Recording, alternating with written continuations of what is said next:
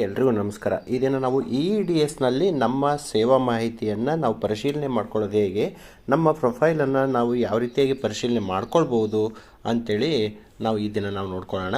ಯಾಕೆಂತಂದರೆ ಪ್ರತಿ ಸರಿ ವರ್ಗಾವಣೆ ಸಂದರ್ಭದಲ್ಲಿ ನಿಮ್ಮ ಒಂದು ವೈಯಕ್ತಿಕ ಮಾಹಿತಿಯನ್ನು EDSನಲ್ಲಿ ಚೆಕ್ ಮಾಡ್ಕೊಳ್ಳಿ. ಇಲ್ಲದಿದ್ದರೆ ತಪ್ಪಾದರೆ ನಾವು ಇಲಾಖೆ ಜವಾಬ್ದಾರಿ ಅಲ್ಲ ಅಂಥೇಳಿ ಪದೇ ಪದೇ ಆದೇಶಗಳು ಬರ್ತಾ ಇರ್ತವೆ. ಅದನ್ನು ಪ್ರೊಫೈಲನ್ನು ನಾವು ನಮ್ಮ ಪ್ರೊಫೈಲನ್ನು ಯಾವ ರೀತಿ ಚೆಕ್ ಮಾಡ್ಕೊಳ್ಳೋದು ಅನ್ನೋದು ತುಂಬ ನಮ್ಮ ಸ್ನೇಹಿತರಿಗೆ ಗೊತ್ತಿಲ್ಲ. ಹಾಗಾಗಿ ಅದನ್ನು ಚೆಕ್ ಮಾಡ್ಕೊಳ್ಳೋದು ಹೇಗೆ ಅಂತ ನಾನು ಈ ದಿನ ತಮಗೆ ತೋರಿಸ್ಕೊಡ್ತಾ ಇದ್ದೀನಿ. ಬನ್ನಿ ಹಾಗಾದರೆ ನಮ್ಮ ಮೊಬೈಲ್ನಲ್ಲಿರ್ತಕ್ಕಂಥ ಗೂಗಲ್ ಸರ್ಚ್ ಇಂಜಿನ್ಗೆ ಹೋಗ್ಬಿಟ್ಟು ಅಲ್ಲಿ EDS ಲಾಗಿನ್ ಅಂತ ಟೈಪ್ ಮಾಡಿ. EDS ಲಾಗಿನ್ ಅಂತ ಟೈಪ್ ಮಾಡಿದಂಥ ಸಂದರ್ಭದಲ್ಲಿ ತಮಗೆ ಈ ಥರದ ಒಂದು ಇಂಟರ್ಫೇಸ್ ಕಾಣುತ್ತೆ. ಈ ಒಂದು ಇಂಟರ್ಫೇಸ್ನಲ್ಲಿ ಇಲ್ಲಿ ಕಾಣಿಸುತ್ತೆ EDS ಲಾಗಿನ್. ಇಲ್ಲಿ https karnataka.gov.in ಅಂತ ಕಾಣುತ್ತೆ. ಅದನ್ನು ಒಂದು ಸಾರಿ ಟಚ್ ಮಾಡಿದಂಥ ಸಂದರ್ಭದಲ್ಲಿ ನಮಗೆ ಈ ಥರ ಇಂಟರ್ಫೇಸ್ ಕಾಣುತ್ತೆ. ಇದರಲ್ಲಿ ಈಗ ಆಲ್ರೆಡಿ ನಾವು ನಮ್ಮ ಯೂಸರ್ ನೇಮು ಗೊತ್ತಿರುತ್ತೆ. ನಮ್ಮ ಯೂಸರ್ ನೇಮ್ ಏನಾಗಿರುತ್ತೆ, KGD ನಂಬರೇ ನಮ್ಮ ಯೂಸರ್ ನೇಮ್ ಆಗಿರುತ್ತೆ. ಪಾಸ್ವರ್ಡ್ ಅಕಸ್ಮಾತ್ ಗೊತ್ತಿಲ್ಲ ಅಂತಂದರೆ ನಾವು ನನ್ನ ಒಂದು ಯೂಟ್ಯೂಬ್ ಚಾನಲ್ನಲ್ಲಿ ಪಾಸ್ವರ್ಡನ್ನು ರಿಕವರಿ ಮಾಡ್ಕೊಳ್ಳೋದು ಹೇಗೆ, ಹೊಸ ಪಾಸ್ವರ್ಡನ್ನು ಕ್ರಿಯೇಟ್ ಮಾಡ್ಕೊಳ್ಳೋದು ಹೇಗೆ, ಅದನ್ನು ಸೆಟ್ ಮಾಡ್ಕೊಳ್ಳೋದು ಹೇಗೆ ಅನ್ನೋದ್ರ ಬಗ್ಗೆ ಸಾಕಷ್ಟು ಮಾಹಿತಿಯನ್ನು ಆ ಒಂದು ವಿಡಿಯೋದಲ್ಲಿ ತೋರಿಸ್ಕೊಟ್ಟಿದ್ದೀನಿ. ಹಾಗಾಗಿ ನೀವು ಆ ಒಂದು ವಿಡಿಯೋವನ್ನು ನೋಡಿ ನಿಮ್ಮ ಪಾಸ್ವರ್ಡನ್ನು ರೀಸೆಟ್ ಮಾಡ್ಕೊಳ್ಬೋದು ಅನ್ನೋದನ್ನು ಈಗ ಆಲ್ರೆಡಿ ತೋರಿಸ್ಕೊಟ್ಟಿದ್ದೀನಿ. ಈಗ ಇಲ್ಲಿ ಬಂದಂಥ ಸಂದರ್ಭದಲ್ಲಿ ಎಂಪ್ಲಾಯ್ ಅನ್ನೋದನ್ನು ಸೆಲೆಕ್ಟ್ ಮಾಡ್ಕೋಬೇಕಾಗುತ್ತೆ. ಎಂಪ್ಲಾಯ್ ಸೆಲೆಕ್ಟ್ ಮಾಡಿಕೊಂಡು ಈ ಒಂದು ಭಾಗದಲ್ಲಿ KGD ನಂಬರನ್ನು ಎಂಟ್ರಿ ಮಾಡಿ, ಅದಾದಮೇಲೆ ಪಾಸ್ವರ್ಡ್ ಎಂಟ್ರಿ ಮಾಡಿ, ಅದಾದಮೇಲೆ ಕ್ಯಾಪ್ಚಾ ಕೋಡನ್ನು ಎಂಟ್ರಿ ಮಾಡಿಬಿಟ್ಟು ಕೆಳಭಾಗದಲ್ಲಿ ಕಾಣ್ತಕ್ಕಂಥ ಲಾಗಿನ್ ಅಂತ ಏನು ಕಾಣ್ತಾ ಇದೆ ಅದನ್ನು ಪ್ರೆಸ್ ಮಾಡಬೇಕಾಗತ್ತೆ.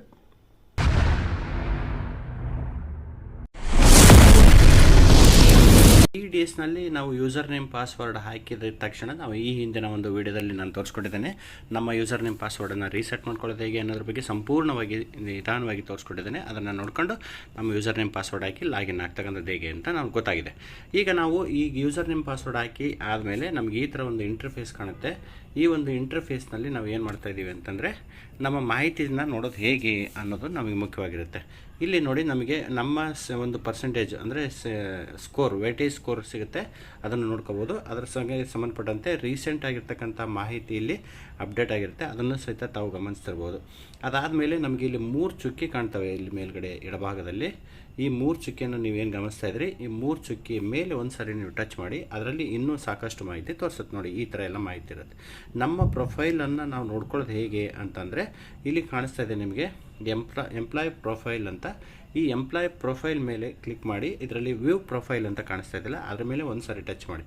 ಒಂದು ಸಾರಿ ಟಚ್ ಮಾಡಿದಂಥ ಸಂದರ್ಭದಲ್ಲಿ ನಿಮ್ಮ ಸಂಪೂರ್ಣವಾದಂಥ ಮಾಹಿತಿ ಇಲ್ಲಿ ಡಿಸ್ಪ್ಲೇ ಆಗುತ್ತೆ. ನಿಮ್ಮ ಹೆಸರು ಮತ್ತು ಎಂಪ್ಲಾಯ್ ಪ್ರೊಫೈಲ್ ಅಂತ ಏನು ಕಾಣಿಸ್ತಾ ಇದೆ ಇಲ್ಲಿ, ಈ ಎಂಪ್ಲಾಯ್ ಪ್ರೊಫೈಲನ್ನು ಸಂಪೂರ್ಣವಾಗಿ ನಾವು ಈ ಕೆಳಭಾಗದಲ್ಲಿ ನೋಡ್ತಾ ಹೋಗಿ ಮೇಲಕ್ಕೆ ಸ್ಲೈಡ್ ಮಾಡ್ತಾ ಹೋಗಿ ನಮ್ಮ ಫೋಟೋ ಇರುತ್ತೆ. ಅದಾದಮೇಲೆ ನಮ್ಮ KGD ನಂಬರ್ ಇರುತ್ತೆ, ನಮ್ಮ ಡೀಟೇಲ್ಸ್, ನಮ್ಮ ಹೆಸರಿರುತ್ತೆ, ಮೊಬೈಲ್ ನಂಬರ್ ಇರುತ್ತೆ, ನಮ್ಮ ಮೇಲ್ ID ಇರುತ್ತೆ, ಡೇಟ್ ಆಫ್ ಬರ್ತ್ ಸರಿ ಇದೆಯಲ್ವ ಚೆಕ್ ಮಾಡ್ಕೊಳ್ಳಿ. ಆಮೇಲೆ ತಂದೆ ಹೆಸರು ಇರುತ್ತೆ, ತಂದೆ ಹೆಸರನ್ನು ಸಹಿತ ಚೆಕ್ ಮಾಡ್ಕೊಳ್ಳಿ. ಜೆಂಡರ್ ಇರುತ್ತೆ, ಅಲ್ಲಿ ಮೇಲ್ ಆರ್ ಫಿಮೇಲ್ ಇರುತ್ತೆ, ಅದನ್ನು ಸಹಿತ ಚೆಕ್ ಮಾಡ್ಕೊಳ್ಳಿ. ಮತ್ತು ಸ್ಟೇಟಸ್ ಇರುತ್ತೆ, ಅಂದರೆ ಆ್ಯಕ್ಟಿವ್ ಆಗಿದೆಯೋ ಇಲ್ವೋ ಅಂತ ಇರುತ್ತೆ, ಅದನ್ನು ಸಹಿತ ಚೆಕ್ ಮಾಡ್ಕೊಳ್ಬೇಕಾಗುತ್ತೆ. ನಿಧಾನವಾಗಿ ನಿಮ್ಮ ಪ್ರೊಫೈಲನ್ನು ನೀವು ಚೆಕ್ ಮಾಡ್ಕೊಳ್ಬೇಕಾಗುತ್ತೆ. ಅದಾದಮೇಲೆ ಪರ್ಸ್ನಲ್ ಡೀಟೇಲ್ಸ್ ಅಂತ ಏನು ಕಾಣಿಸ್ತಾ ಇದೆಯಲ್ಲ, ಈ ಪರ್ಸ್ನಲ್ ಡೀಟೇಲ್ಸನ್ನು ಚೆಕ್ ಮಾಡ್ಕೊಳ್ಳೋದು ಹೇಗೆ ಅಂತಂದರೆ ಇಲ್ಲಿ ರಿಲಿಜನ್ ಅಂತ ಇರುತ್ತೆ, ಅದನ್ನು ಚೆಕ್ ಮಾಡ್ಕೊಳ್ಳಿ. ಅದಾದಮೇಲೆ ಹೋಮ್ ಡಿಸ್ಟಿಕ್ ಇರುತ್ತೆ, ಆಮೇಲೆ ನಿಮ್ಮ ಹೋಮ್ ಅಡ್ರೆಸ್ ಇರುತ್ತೆ, ಕಮ್ಯುನಿಕೇಷನ್ ಡಿಸ್ಟಿಕ್ ಇರುತ್ತೆ, marital status married or unmarried ಇರುತ್ತೆ. ಅದಾದಮೇಲೆ ಸ್ಪಾಸ್ ಎಂಪ್ಲಾಯ್ ಅಂತ ಇರುತ್ತೆ. ಇಲ್ಲಿ ಇದನ್ನು ನೀವು ಕಪಲ್ ಕೇಸ್ನವರು ನಿಧಾನವಾಗಿ ಗಮನಿಸಬೇಕಾಗುತ್ತೆ. ಇಲ್ಲಿ ಕಪಲ್ ಕೇಸ್ ನೋ ಅಥವಾ ಎಸ್ ಅಂತ ಇರುತ್ತೆ. ಅದನ್ನು ಸಹಿತ ನೀವು ಇಲ್ಲಿ ಕಪಲ್ ಕೇಸ್ ಇದ್ದರೂ ಎಸ್ ಅಂತ ಇರಬೇಕು, ಕಪಲ್ ಕೇಸ್ ಇಲ್ದವರು ನೋ ಅಂತ ಇದ್ದರೆ ಓಕೆ. ಅದಾದಮೇಲೆ ನಿಮ್ಮ ಕ್ಯಾಟಗರಿ ಇರುತ್ತೆ, ಅದನ್ನು ನೋಡ್ಕೊಳ್ಳಿ. ಆಮೇಲೆ ಅಡ್ರೆಸ್ ಇರುತ್ತೆ, ಆಮೇಲೆ ಹೋಮ್ ತಾಲೂಕು ಇರುತ್ತೆ, ಸ್ಪಾಸ್ ನೇಮ್ ಇರುತ್ತೆ, ಅದನ್ನೆಲ್ಲ ಚೆಕ್ ಮಾಡ್ಕೊಳ್ಳಿ. ಅದಾದಮೇಲೆ ಈಗ ವರ್ಕಿಂಗ್ ಡೀಟೇಲ್ಸನ್ನು ಚೆಕ್ ಮಾಡ್ಕೊಳ್ಳೋದು ಹೇಗೆ ಅಂತ ನಾವು ಇಲ್ಲಿ ವರ್ಕಿಂಗ್ ಡೀಟೇಲ್ಸ್, ನಮ್ಮ ಸೇವಾ ಮಾಹಿತಿಯನ್ನು ನೋಡ್ಕೊಳ್ಳೋದು. ಇಲ್ಲಿ ಸ್ಕೂಲ್ ಕ್ಯಾಟಗರಿ, ನಮ್ಮ ಈಗ ವರ್ಕ್ ಮಾಡ್ತಕ್ಕಂಥ ಸ್ಕೂಲ್ ಕ್ಯಾಟಗರಿ ಇರುತ್ತೆ. ಆಮೇಲೆ ಯಾವ ಮೀಡಿಯಮ್ಮು ಅಂತ ಇರುತ್ತೆ. ಅದಾದಮೇಲೆ ನಮ್ಮ ಬೇಸಿಕ್ ಎಷ್ಟು ಅಂತ ಇರುತ್ತೆ. ಆಮೇಲೆ ಜಾಯ್ನಿಂಗ್ ಡೇಟು ನೋಡಿ, ಇದನ್ನು ನೀವು ನಿಧಾನವಾಗಿ ಗಮನಿಸಬೇಕಾಗುತ್ತೆ. ನಮ್ಮ ಜಾಯ್ನಿಂಗ್ ಡೇಟ್ ಸರಿ ಇದೆಯಲ್ಲ ಚೆಕ್ ಮಾಡ್ಕೊಳ್ಳಿ. ಅದಾದಮೇಲೆ ಪ್ರೊಫೆಷ್ನಲ್ ಡಿಕ್ಲೇರ್ ಡೇಟ್ ಇರುತ್ತೆ. ಅದಾದಮೇಲೆ ನಾವು ಮುಂದಿನ ಒಂದು ಕಾಲಮನ್ನು ನೋಡೋದಾದರೆ ಇಲ್ಲಿ ನೋಡ್ಕೋಬೇಕು, ಕೇಡರ್ ಡಿಸಿಗ್ನೇಷನ್ ಇರುತ್ತೆ. ಆಮೇಲೆ ಡೈಸ್ ಕೋಡ್, ಈಗ ನಾವು ಏನು ಕರ್ತವ್ಯ ನಿರ್ವಹಿಸ್ತಿದ್ದೀವಿ ಆ ಶಾಲೆಯ ಡೈಸ್ ಕೋಡ್ ಇರುತ್ತೆ. ಆಮೇಲೆ ಗೆಜೆಟೆಡ್ ಅಂತ ಇರುತ್ತೆ, ಅಲ್ಲಿ ನೋ ಇರಬೇಕಾಗುತ್ತೆ ನಮ್ಮ ಎಲ್ಲ ಒಂದು, ಅಥವಾ ಗೆಜೆಟೆಡ್ ಯಾರಾದರೂ ಆಗಿದ್ದರೆ ಅವ್ರದ್ದು ಎಸ್ ಇರುತ್ತೆ. ಅದಾದಮೇಲೆ ಪೇ ಸ್ಕೇಲ್ ಇರುತ್ತೆ, ಓಕೆ. ಅದಾದಮೇಲೆ ನಮ್ಮ ಡ್ಯೂಟಿ ಜಾಯ್ನಿಂಗ್ ಡೇಟ್ ಇರುತ್ತೆ, ಅದನ್ನೆಲ್ಲ ನೀವು ನಿಧಾನವಾಗಿ ವೆರಿಫೈ ಮಾಡಬೇಕಾಗತ್ತೆ. ಅದು ಆದಮೇಲೆ ನಾವು ಏನು ನೋಡ್ತಾ ಇದ್ದೀವಿ ಅಂದರೆ ಪ್ರೊಫೆಷ್ನಲ್ ಡಿಕ್ಲೇರ್ ಆಗಿದೆಯೇ ಇಲ್ವೇ ಅಂತ ಇರುತ್ತೆ. ಇಲ್ಲಿ ಎಸ್ ಅಂತ ಇರಬೇಕು, ಪ್ರೊಫೆಷ್ನಲ್ ಡಿಕ್ಲೇರ್ ಆಗಿದ್ದರೆ. ಆಗಿಲ್ಲ ಅಂದರೆ ಅಲ್ಲಿ ನೋ ಅಂತ ಇರುತ್ತೆ. ಅದಾದಮೇಲೆ ಅದರ ಆರ್ಡರ್ ನೇಮ್, ಪ್ರೊಫೆಷ್ನಲ್ ಡಿಕ್ಲೇರ್ ಆಗಿರ್ತಕ್ಕಂಥ ಆದೇಶ ಸಂಖ್ಯೆ ಇರುತ್ತೆ, ಅದನ್ನು ತಾವು ಗಮನಿಸಬೇಕಾಗುತ್ತೆ. ಅದಾದಮೇಲೆ ಕೆಳಭಾಗದಲ್ಲಿ ಟೈಮ್ ಬಾಂಡ್ ಇನ್ಕ್ರಿಮೆಂಟ್ ಡೀಟೇಲ್ಸ್ ಇರುತ್ತೆ. ನಿಮ್ಮ ಟೈಮ್ ಬಾಂಡಿನ ಡೀಟೇಲ್ಸ್ ಇಲ್ಲಿ ಎಂಟ್ರಿ ಆಗಿರಬೇಕು, ಅದನ್ನು ಸಹಿತ ನೀವು ಗಮನಿಸಬೇಕಾಗತ್ತೆ. ಈಗ 10 ವರ್ಷದ್ದು, 15 ವರ್ಷದ್ದು, 20 ವರ್ಷದ್ದು, ಎಷ್ಟು ವರ್ಷದ್ದಾಗಿರುತ್ತೋ ಅದನ್ನು ನೀವು ಗಮನಿಸಿ. ಅದನ್ನು ಆಗದೇ ಇದ್ದರೆ ನಿಮ್ಮ ಕೇಸ್ ವರ್ಕರ್ ಗಮನಕ್ಕೆ ತಂದು ಅದನ್ನು ಕರೆಕ್ಷನ್ ಮಾಡಬೇಕಾಗುತ್ತೆ. ನಿಮಗಿಲ್ಲಿ ಕರೆಕ್ಷನ್ ಮಾಡ್ಕೊಳ್ಳೋಕ್ಕೆ ಅವಕಾಶ ಇಲ್ಲ. ಈಗ ನೀವೇನು ಮಾಹಿತಿಯನ್ನು ನೀವು ವೆರಿಫೈ ಮಾಡ್ಬೋದು ಅಷ್ಟೇ. ಏನಾಗಿದೆ ಅನ್ನೋದನ್ನು ತಿದ್ದುಪಡಿ ಮಾಡಿಸ್ಲಿಕ್ಕೆ ನಿಮ್ಮ ಕೇಸ್ ವರ್ಕರನ್ನೇ ನೀವು ಕಾಂಟ್ಯಾಕ್ಟ್ ಮಾಡಬೇಕಾಗತ್ತೆ. ಅದಾದಮೇಲೆ ನಿಮ್ಮ ಟೈಮ್ ಬಾಂಡ್ಗೆ ಸಂಬಂಧಪಟ್ಟಂತೆ ಮಾಹಿತಿ ಇರುತ್ತೆ, ಅದನ್ನು ಸಹಿತ ವೆರಿಫೈ ಇನ್ನೊಂದು ಸರಿ ಮಾಡ್ಕೊಳ್ಳಿ. ಅದಾದಮೇಲೆ ಪ್ರಯಾರಿಟಿ ಎಕ್ಸಂಪ್ಷನ್ ಮಾಹಿತಿ ಸಂಬಂಧಪಟ್ಟಂತೆ ನೋಡೋದಾದರೆ, ಈ ಎಕ್ಸಂಪ್ಷನ್ ಅಂದರೆ ನಮಗೆ ಟ್ರಾನ್ಸ್ಫರ್ಗೆ ಮುಖ್ಯವಾಗಿ ಬೇಕಾಗುತ್ತೆ. ಇದರ ಬಗ್ಗೆ ಮಾಹಿತಿ ನೋಡೋದಾದರೆ, ನಾವು ಟೀಚರ್ಸ್ ಸ್ಪಾಸ್ ಚಿಲ್ಡ್ರನ್ ಇಲ್ನೆಸ್ ಬಗ್ಗೆ ನಾವು ಮಾಹಿತಿಯನ್ನು ಈ EDSನಲ್ಲೇ ಅಪ್ಡೇಟ್ ಮಾಡಿಸ್ಬೇಕಾಗತ್ತೆ. ಇದು ಇಲ್ಲಿ ನಮ್ಮದು ನಾವೇನು ಇಲ್ನೆಸ್ ಬಗ್ಗೆ ಅಂದರೆ ತೀವ್ರತರ ಕಾಯಿಲೆಯಿಂದ ಬಳಲ್ತಾ ಇರ್ತಕ್ಕಂಥವ್ರು ಇಲ್ಲಿ ಅಪ್ಡೇಟ್ ಮಾಡಿಸ್ಬೇಕು. ಇಲ್ಲಿ ಎಸ್ ಅಂತ ಇದ್ದರೆ ಅದು ಅವರಿಗೆ ಅನ್ವಯ ಆಗುತ್ತೆ. ಅದಾದಮೇಲೆ ಎರಡನೇದು ಡಿಸಬಿಲಿಟಿ ಇರ್ತಕ್ಕಂಥವ್ರು, ಅದನ್ನು ಸಹಿತ ಇಲ್ಲಿ ನೀವು ಚೆಕ್ ಮಾಡ್ಕೊಳ್ಬೇಕಾಗತ್ತೆ. ಇಲ್ಲಿ ಡಿಸಬಿಲಿಟಿ ಇರ್ತಕ್ಕಂಥ ಶಿಕ್ಷಕರಾದರೆ ಇಲ್ಲಿ ಎಸ್ ಅಂತ ಇರಬೇಕು, ಇಲ್ಲ ಅಂದರೆ ನೋ ಅಂತ ಇರಬೇಕಾಗತ್ತೆ.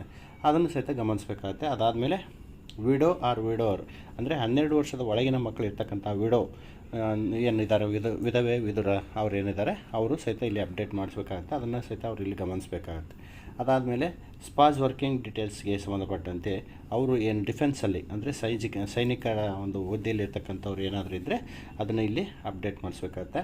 ಅದಾದಮೇಲೆ next teacher with spouse working with state or central government aided education institution ಅಂತ ಇರುತ್ತೆ. ಅಂದರೆ ನಿಮ್ಮ ಕಪಲ್ ಕೇಸ್ ಇರ್ತಕ್ಕಂಥವ್ರು ಇಲ್ಲಿ ಈ ಒಂದು ಭಾಗದಲ್ಲಿ ಎಸ್ ಇದೆಯೋ ನೋ ಇದೆಯೋ ಚೆಕ್ ಮಾಡ್ಕೊಳ್ಳಿ. ಎಸ್ ಇದ್ದರೆ ಕಪಲ್ ಕೇಸ್ಗೆ ಅನ್ವಯ ಆಗುತ್ತೆ, ನೋ ಅಂತ ಇದ್ದರೆ ಕಪಲ್ ಕೇಸ್ ಅನ್ವಯ ಆಗಲ್ಲ ಅಂತ. ಅದಾದಮೇಲೆ ಪ್ರೆಗ್ನೆಂಟ್ ಟೀಚರ್ ಬಗ್ಗೆ ಇರುತ್ತೆ ಮಾಹಿತಿ, ಅದು ಯಾರಾದರೂ ಇದ್ದರೆ ಅಂಥವ್ರಿದ್ದರೆ ನೀವು ಅದನ್ನು ಅಪ್ಡೇಟ್ ಮಾಡಿಸ್ಕೊಳ್ಬೇಕಾಗುತ್ತೆ.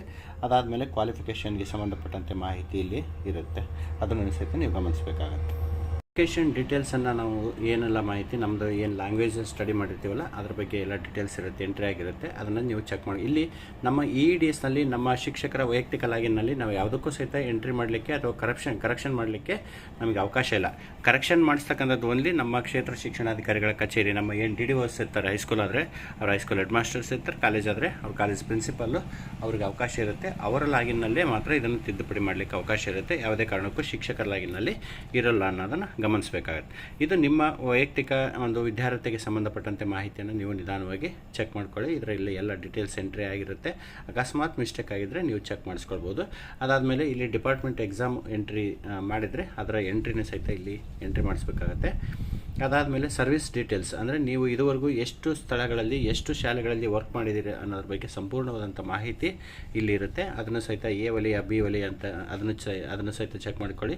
ಮತ್ತು ನಿಮ್ಮ ಏನು ಅಂಕಗಳು ಇರ್ತಾವಲ್ಲ, ಅದರ ಗ್ರೇಡ್ಗಳು ಇರ್ತಾವಲ್ಲ, ಇದರ ಆಧಾರದ ಮೇಲೇ ಅವು ಎಂಟ್ರಿ ಆಗ್ತಕ್ಕಂಥದ್ದು. ಹಾಗಾಗಿ ನೀವೇನು ಮಾಡೋಕ್ಕಾಗತ್ತೆ, ಇದನ್ನು ನೀವು ಎಂಟ್ರಿ ಮಾಡ್ಕೊಳ್ಬೇಕು, ಅದನ್ನ ಚೆಕ್ ಮಾಡ್ಕೊಳ್ಬೇಕಾಗತ್ತೆ. ನೀವು A ವಲಯ B ವಲಯ C ವಲಯ ಯಾವ ಶಾಲೆಯಲ್ಲಿ ಯಾವ ವಲಯದಲ್ಲಿ ಎಂಟ್ರಿ ಮಾಡಿದಿರಿ, ವರ್ಕ್ ಮಾಡಿದಿರಿ ಅನ್ನೋದ್ರ ಬಗ್ಗೆ ಸಂಪೂರ್ಣವಾದಂಥ ಡೀಟೇಲ್ಸ್ ಇರುತ್ತೆ, ಅದನ್ನು ಸಹಿತ ನೀವು ಇಲ್ಲಿ ಚೆಕ್ ಮಾಡ್ಕೊಳ್ಳಿ. ಇದು ಏನು ಸರ್ವಿಸ್ ಡೀಟೇಲ್ಸ್, ಇಲ್ಲೂ ಸಹಿತ ಯಾವ ದಿನಾಂಕಕ್ಕೆ ಜಾಯ್ನ್ ಆದರೆ ಅಲ್ಲಿ ಆ ಶಾಲೆಗೆ, ಯಾವ ದಿನಾಂಕಕ್ಕೆ ಅಲ್ಲಿಂದ ಆ ಶಾಲೆಯಿಂದ ರಿಲೀವ್ ಆದರೆ ಅನ್ನೋದ್ರ ಬಗ್ಗೆ ಸಂಪೂರ್ಣವಾದಂಥ ಮಾಹಿತಿ ಇರುತ್ತೆ, ಅದನ್ನು ಚೆಕ್ ಮಾಡಿಕೊಂಡು ನೀವು ಮುಂದುವರಿಬೇಕಾಗುತ್ತೆ. ಇದಾದಮೇಲೆ ಟೀಚರ್ ಟ್ರೈನಿಂಗ್, ನೀವೇನು ಇದುವರೆಗೂ ಟ್ರೈನಿಂಗ್ ತೊಗೊಂಡಿದ್ರೆ ಅದ್ರ ಬಗ್ಗೆ ಇಲ್ಲಿ ಮಾಹಿತಿ ಇರುತ್ತೆ, ಅದನ್ನು ಸಹಿತ ನೀವು ಇಲ್ಲಿ ವೆರಿಫೈ ಮಾಡ್ಕೋಬೋದು. ಏನು ಟ್ರೈನಿಂಗಿನ ಬಗ್ಗೆ ನೀವು ನಿಧಾನವಾಗಿ ವೆರಿಫೈ ಮಾಡ್ಕೊಳ್ಳಿ. ಮುಖ್ಯವಾಗಿ ನಿಮ್ಮ ಸೇವಾ ಮಾಹಿತಿ, ಶಾಲೆಯ ಮಾಹಿತಿ ಮತ್ತು ಪ್ರೊಫೆಷ್ನರಿ ಮತ್ತು ಯಾವುದು ಟೈಮ್ ಬಾಂಡ್ ಬಗ್ಗೆ ಮಾಹಿತಿಯನ್ನು ನೀವು ನೋಡ್ಕೊಳ್ಬೇಕಾಗುತ್ತೆ. ಇದಾದಮೇಲೆ ಮುಖ್ಯವಾದಂಥದ್ದು ಒಂದು ಮಾಹಿತಿ ಕೆಳಭಾಗದಲ್ಲಿದೆ, ಅದನ್ನೊಂದು ತೋರಿಸಿದ್ರೆ ನಿಮಗೆ ಫೈನಲ್ ಆಯಿತು ಅಂತ ಅಂದ್ಕೊಂಡಿದೆ. ಏನಪ್ಪ ಅಂತಂದರೆ ಇಲ್ಲಿ ನಿಮ್ಮ ಸಿಗ್ನೇಚರನ್ನು ಅಪ್ಲೋಡ್ ಮಾಡಬೇಕು. ಯಾರ್ದಾದ್ರೂ ಇಲ್ಲಿ ಸಿಗ್ನೇಚರ್ ಅಪ್ಲೋಡ್ ಆಗಿಲ್ಲ ಅಂತಂದರೆ ನೀವು, ಯಾಕೆ ಅಂತಂದರೆ ನೀವು FEA ಮತ್ತು ಗಳಿಕೆ ರಚನೆ ನಿಗದೀಕರಣ ಇರ್ಬೋದು, GFF ಲೋನ್ ಇರ್ಬೋದು, ಇಂಥವುಗಳಿಗೆ ನೀವು ಆನ್ಲೈನ್ ಅಪ್ಲೈ ಮಾಡುವಂಥ ಸಂದರ್ಭದಲ್ಲಿ ನೀವು ಆನ್ಲೈನ್ನಲ್ಲಿ ನೀವು ಸಿಗ್ನೇಚರನ್ನು ಕಳಿಸ್ಬೋದು. ಹಾಗಾಗಿ ಯಾರಾದರೂ ಇಲ್ಲಿ ಸಿಗ್ನೇಚರ್ ಇಲ್ಲ ಅಂತ ಅನ್ನೋದಾದರೆ ನೀವೇನು ಮಾಡಬೇಕಾಗತ್ತೆ, ಇಲ್ಲಿ ಚೂಸ್ ಫೈಲ್ ಅಂತ ನೀವು ಒಂದು ಪೇಪರ್ನಲ್ಲಿ ಸಿಗ್ನೇಚರ್ ಮಾಡಿಬಿಟ್ಟು ಅದನ್ನು ಕಟ್ ಮಾಡಿ ಕ್ರಾಪ್ ಮಾಡಿ ನಿಮ್ಮ ಮೊಬೈಲ್ನಲ್ಲಿ ಇಟ್ಕೊಂಡ್ರೆ ಏನಾಗುತ್ತೆ, ಸೇವ್ ಮಾಡಿ ಇಟ್ಕೊಂಡ್ರಿ. ಅದಾದಮೇಲೆ ಇಲ್ಲಿ ಚೂಸ್ ಫೈಲ್ ಅಂತ ಕಾಣುತ್ತಲ್ಲ, ಇದನ್ನು ಪ್ರೆಸ್ ಮಾಡಿ. ಚೂಸ್ ಫೈಲ್ ಅಂತ ಪ್ರೆಸ್ ಮಾಡಿದಂಥ ಸಂದರ್ಭದಲ್ಲಿ ನಿಮಗೆ ಇಲ್ಲಿ ಕ್ಯಾಮ್ರಾ ಅಂತ ಕಾಣುತ್ತೆ, ಮೀಡಿಯಾ ಪಿಕ್ ಅಂತ. ಅಕಸ್ಮಾತ್ ನಿಮಗೆ ಇಲ್ಲೇ ಫೋಟೋ ಹೊಡೆದು ಇಲ್ಲೇ ಅಪ್ಲೋಡ್ ಮಾಡ್ಬೋದು. ಇಲ್ಲ ನಾವು ಸ್ಕ್ಯಾನ್ ಮಾಡಿ ಇಟ್ಕೊಂಡಿದ್ದೀವಿ ಅನ್ನೋದಾದರೆ ಇಲ್ಲಿ ಇದನ್ನು ಕೇಳುತ್ತೆ.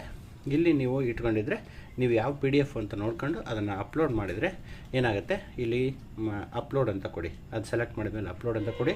ಅದಾದಮೇಲೆ ಇಲ್ಲಿ ಪ್ರಿಂಟ್ ಅಂತ ಕೊಟ್ಟರೆ ನಿಮ್ಮ ಸಿಗ್ನೇಚರು ಇಲ್ಲಿ ಹೇಗೆ ನನ್ನ ಸಿಗ್ನೇಚರ್ ಬಂದು ಕೂತಿದೆಯೋ ಆ ರೀತಿಯಾಗಿ ನಿಮ್ಮ ಸಿಗ್ನೇಚರು ಸಹ ಇಲ್ಲಿ ಕೂತ್ಕೊಳ್ಳುತ್ತೆ. ಈ ರೀತಿಯಾಗಿ ನಿಮ್ಮ ಶಿಕ್ಷಕರ ಒಂದು ಪ್ರೊಫೈಲನ್ನು ಸೇವಾ ಮಾಹಿತಿಯನ್ನು ನೀವು ವೆರಿಫಿಕೇಷನ್ ಮಾಡ್ಕೊಳ್ಳೇಬೇಕಾಗಿರ್ತಕ್ಕಂಥ ಮುಖ್ಯವಾದಂಥ ಮಾಹಿತಿ.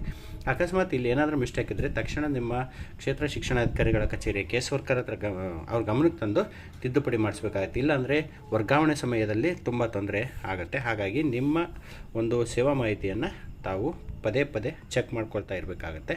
ಇದು ತಮಗೆಲ್ರಿಗೂ ಒಂದು ಉತ್ತಮವಾದಂಥ ಮಾಹಿತಿ ಅಂತ ಅಂದ್ಕೊಳ್ತಾ ತಮಗೆಲ್ರಿಗೂ ಸಹಾಯ ಆಗುತ್ತೆ. ಎಲ್ರಿಗೂ ನಮಸ್ಕಾರ, ಧನ್ಯವಾದಗಳು.